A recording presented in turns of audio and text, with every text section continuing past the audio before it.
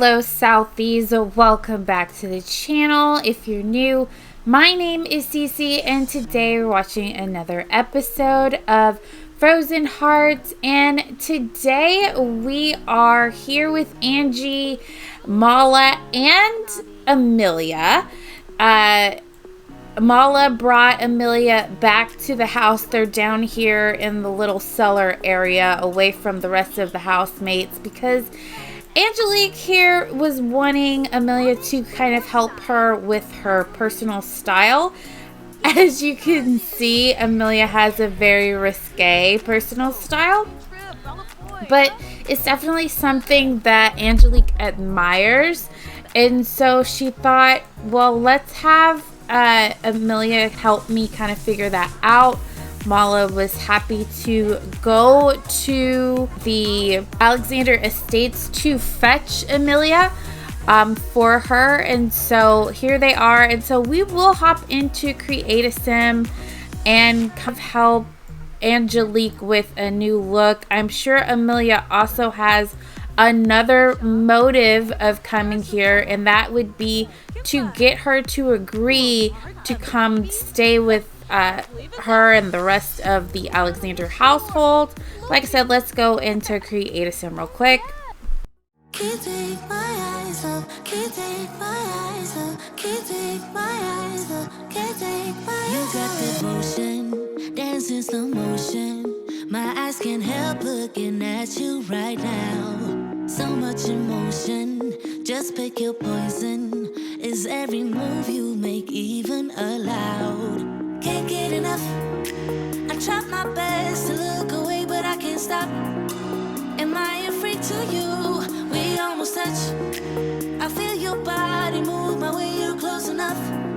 So I say, can't take my eyes on you. You were all I see. Can't take my eyes on you. You know what I mean. Can't take my eyes on you. You were all I see. Can't take my eyes on you. Take my eyes on you.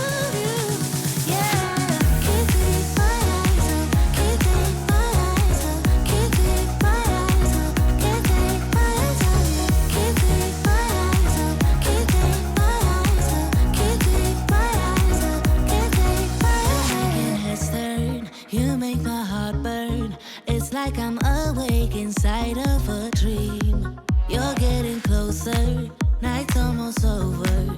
I might just ask you to leave now with me. Can't get enough.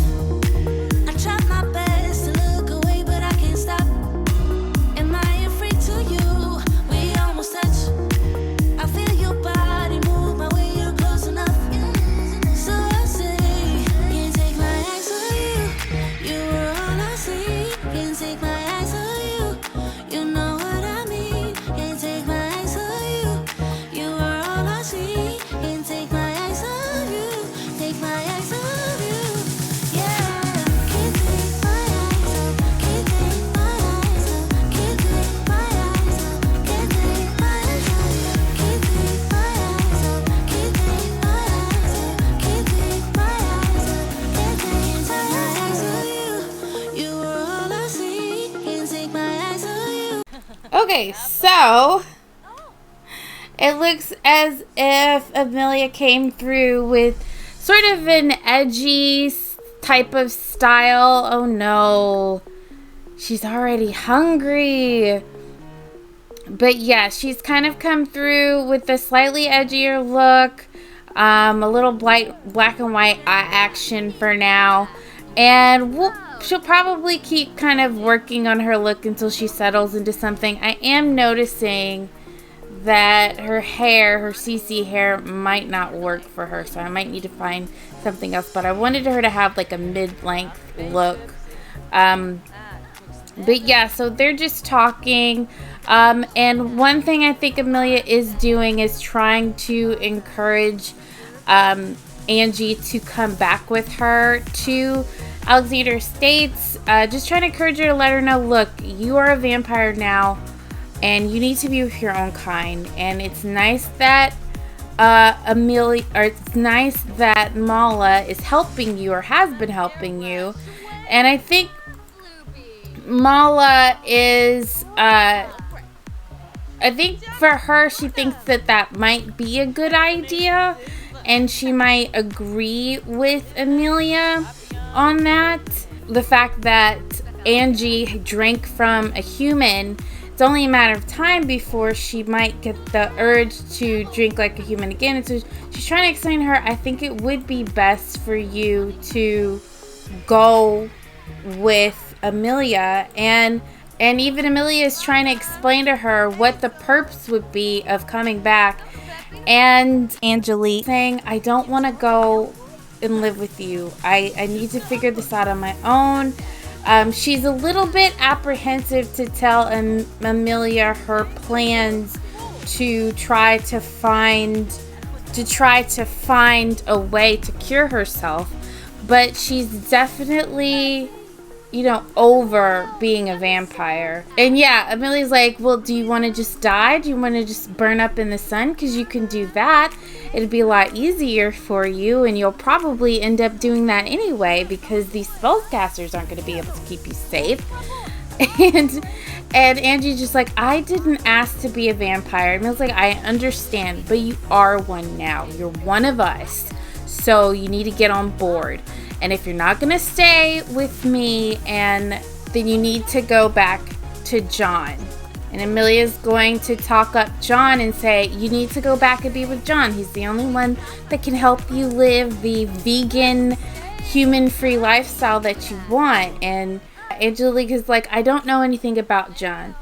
And with that, Amelia's leaving because she's kind of over this whole brooding thing that Angelique is doing. And they do need to get back upstairs. I know poor Mala's got to use the bathroom and end up peeing on herself if she doesn't go now.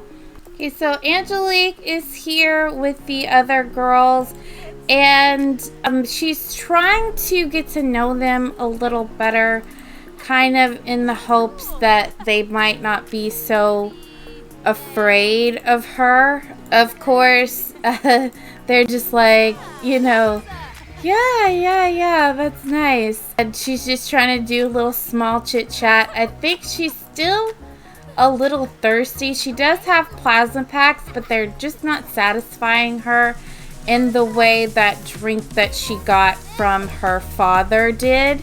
And look, they're even complimenting on her new look and her new style. And she's like, thank you so much. It just this old thing. Because they, of course, have no idea that another vampire was at their home. I will say it would be nice for Angelique to leave this household because there are a lot of Sims in this household to take care of. But she is feeling a little smelly and it's early morning. Is she tired at all? She's not tired, not even a little bit. But everybody else seems to be. Let's get Angelique to take a bath. And again, she's like freaking thirsty. Okay, so Angelique is here in the kitchen with Jarvis. She's doing a little bit of reading. She's reading a book on the history of spellcasters, which will kind of give her a little bit of insight into some of the history of vampires. Jarvis and Angelique are talking, and Angelique is going to ask Jarvis about Mala. She does recognize that there's like an uneasiness between all of them, and Jarvis is explaining to Angelique that Mala's entire existence is a bit of a mystery because technically speaking she shouldn't be a spellcaster. And of course Angelique doesn't know what he means by that, and he's basically explaining that during the Great Spellcaster War a few hundred years ago, Mala's family, the Chandolas, were cast out. They were deemed evil among spellcasters. They were stripped of their magic. So Mala shouldn't have magic. And of course, this is Jarvis's girlfriend, Blake.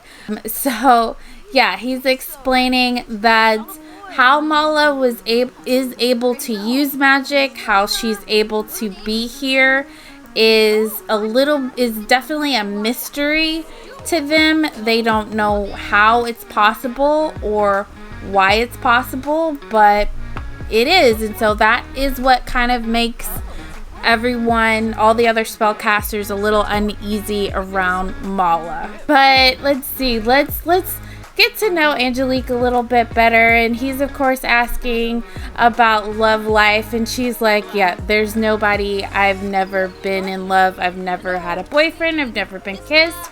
I've never been on a date. I've never done any of that because the entire time I was a human, I was sick and dying. And of course, this is an interesting thing to Jarvis, who's only ever been a spellcaster. He grew up in spellcasting. He's never grown up among humans. So for him, it's kind of fascinating, human life and being sick. He's like, I don't know anything about sickness or anything like that. If they get sick, they usually just cure themselves with a spell. And Angelique is kind of explaining what it's like to be human. You know, there's baseball games and malls and all the things that I wasn't able to do because I was too busy with cancer to do those things. And, you know, I think Jarvis is like, well, I'm glad that you have the opportunity to finally live a full life, which I think she agrees with. She is starting to feel a little thirsty right now, and so I think her best bet would be to just go to sleep. It's really late for her, so I think that's what she's gonna want to do is sleep it out. Okay, so Shayla is just doing some laundry, and she walks past Mala and notices her reading this kind of unusual book, a book that she's never seen before. She doesn't ask her anything about it. She just goes downstairs. I think out of everybody in the house, Shayla feels very concerned about trying to get her to do some laundry. But I think she feels extremely concerned about Angelique, more so than anybody else in the house. Angelique is starting to feel thirsty.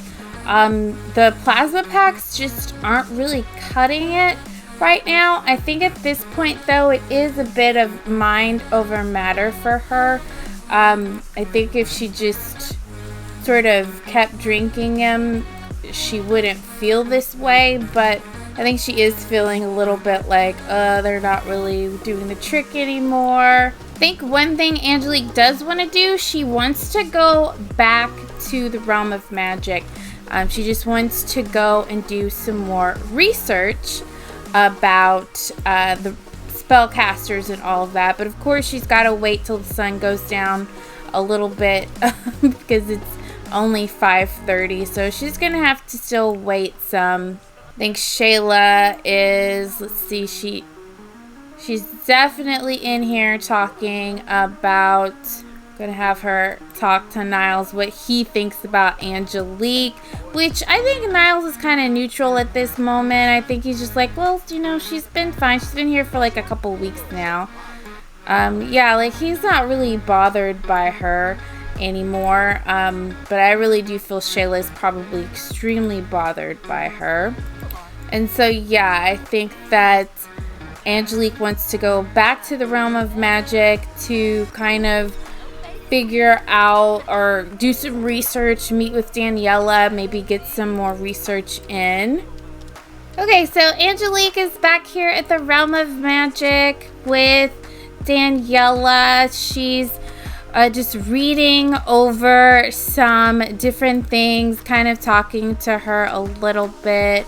Mala is also here, just searching for some more books to read, other things to research. Jarvis is also here. He's downstairs getting his workout on, just training up a little bit. So they are here just kind of getting that done. I think Daniela is probably going to suggest that Angelique go do the studying in her space, which is in here, because we know that people get a little bit weary of vampires at the realm of magic, even though no one's going to say she can't be there. It's just kind of one of those things. Okay, so Angelique and Mala are in Daniela's office just kind of reading some things. Daniela's come in to see how progress is going, and Angelique is reading in a book and she comes across this term she's never heard before, and she's gonna ask Daniela about it. It's called pure blood, and it is, let's see, it is something that's kind of unusual. It is, from what she can tell, it does have something to do with vampires, although she's not really sure what. And so let me drop these walls. Let's see, I'm gonna have Molly come out and just kind of search for some more. Let's see, let's have to search later. Let's see, I don't think she can do that yet. Well, we'll work on some spells. And so Angelique has asked Daniela about pure blood, and Daniela's going to talk to her about the theory of pure blood, something that's never been proven. And that is the first spellcaster that created or accidentally turned himself into a vampire. The theory is that the reason why it wasn't successful is that he did not have pure blood, or he did not have access to pure blood, which no one really knows what pure blood is. Again, it's a theory, right? It's not really something that they know about. It's been so long since anyone has studied this type of magic. No one knows what it is. And so Daniela is just saying it's old magic. It's an old theory. We're not even sure what pure blood means, what it is, if it's actually blood, if it's a potion, if it's a spell. But I think that Angelique is really appreciative of all the help that Daniela has been offering her. And it is a bit late. Let's see. Poor Jarvis is tired, even though he's working on some experimenting. I think they'll probably go home soon, but I think that Angelique probably will do a little bit more studying. Okay, one thing that does suck is that Angelique can't really read these magical books. They're in a language that she doesn't understand. And so really only Molly can read them for her. But she's able to study a little bit of translations. Probably something that Mala is going to have to help her with, translating some of this lore for her to be able to read properly. Okay, so the crew are back at the house. Let's see, Jarvis is hungry. I'm going to have him come, and I think he's really the only one that cooks. So let's get him to cook a little. Let's do late night or early morning breakfast, however you want to call it. Niles, what's Niles doing? Niles got to go to the bathroom, and then he's got to go to bed. Estella is also hungry. But okay, so yeah, Mala and Angelique are here, and Shayla is sitting down here as well, and she seems to be kind of upset and kind of angry, and she is about to start yelling at Mala about Angelique. And Mala's going to notice that the book that she has on vampires is sitting at the table, and she's basically yelling at her about Angelique because she knows exactly why Angelique's eyes are red, and they are red because she has drank from human blood. And seeing as a couple of weeks or a few weeks before, when Angelique first got here, her eyes were brown and now they're red. She's like kicking her out of the house. I don't want you here anymore.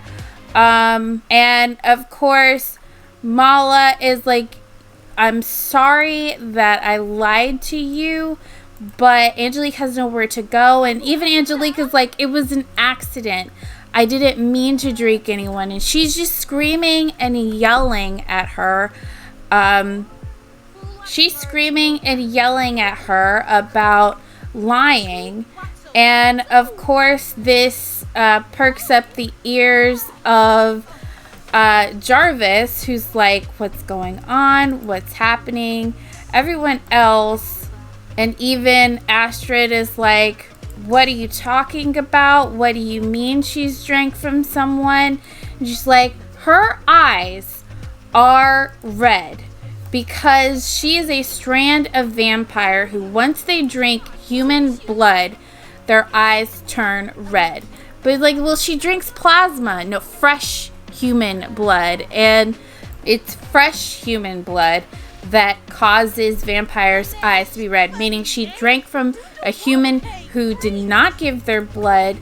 And so she's very angry, and of course Mala is also angry now, and Angelique is of course feeling extremely uncomfortable and doesn't know what to do. Not only is she uncomfortable because of this conversation, but she's uncomfortable because she's thirsty, and so she's starting to get a little bit agitated.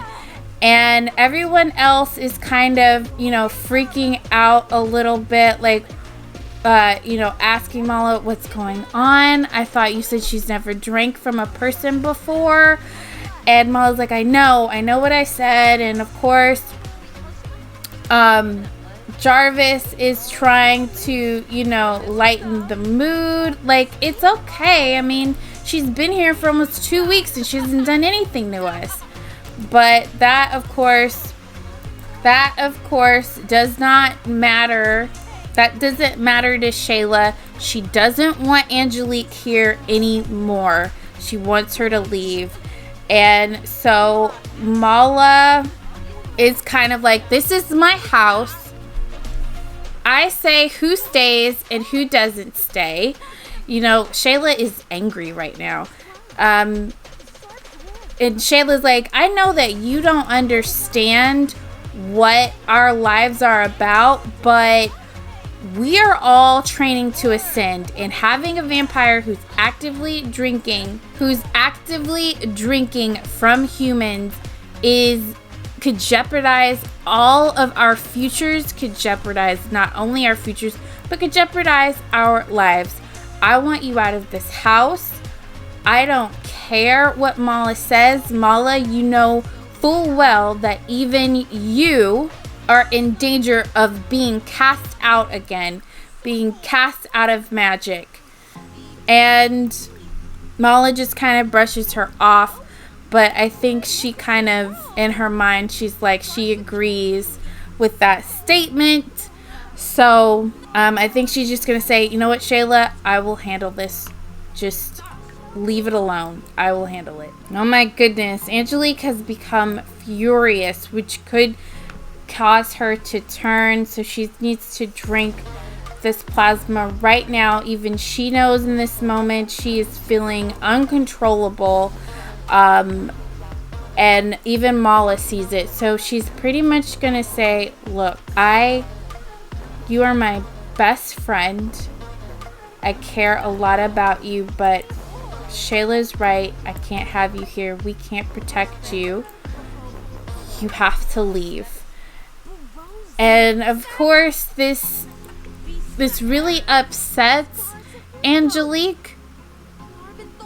She's angry, but Mala's saying she's really angry with Mala, but Mala's like, I know that you're angry with me, and I'm sorry, but my future is on shaky ground as is, and this house, the only way I can keep it is if these guys stay here.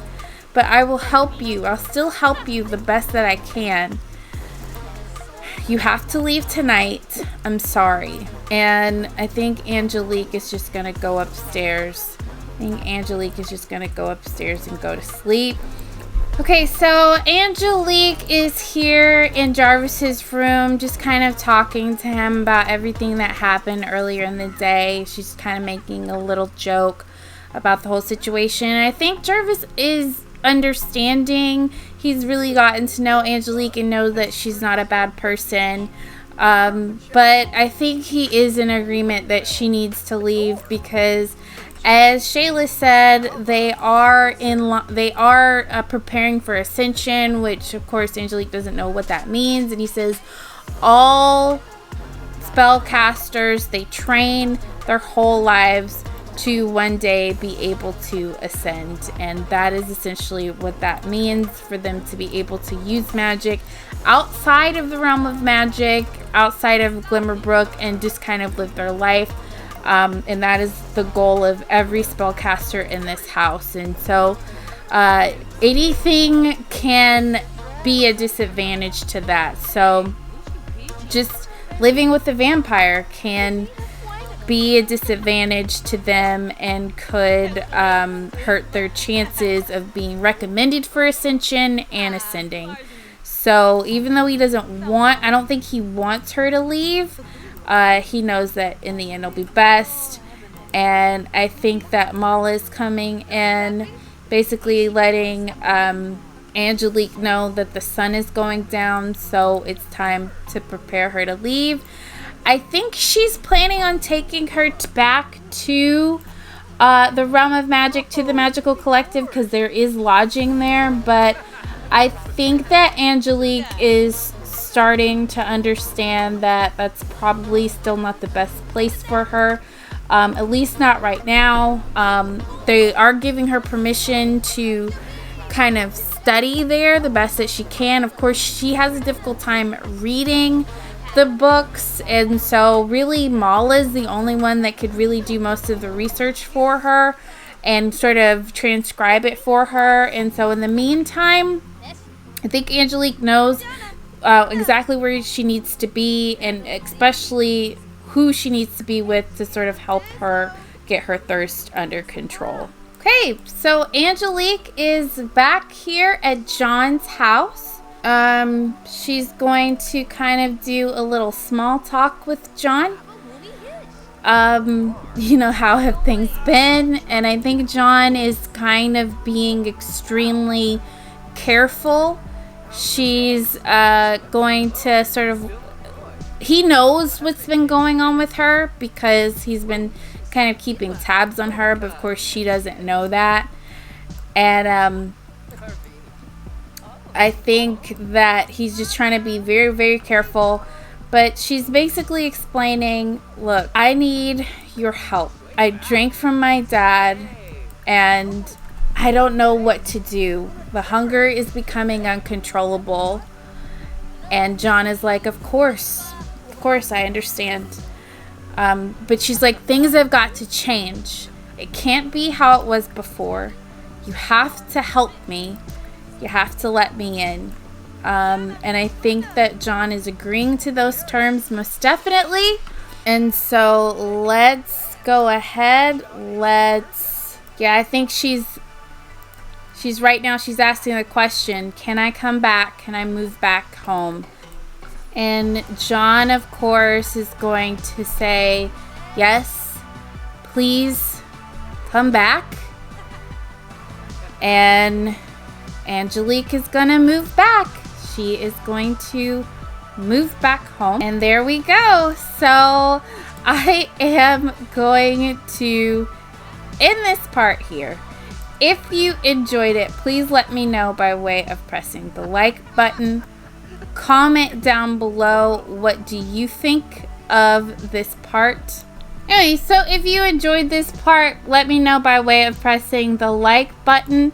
Comment down below, what do you think about it so far? And if you haven't already and you want to see more content from me, please subscribe. I try to post every week and I would love to have you be a part of the Southie family. As always, my name is Cece and I promise never to break your game. Bye.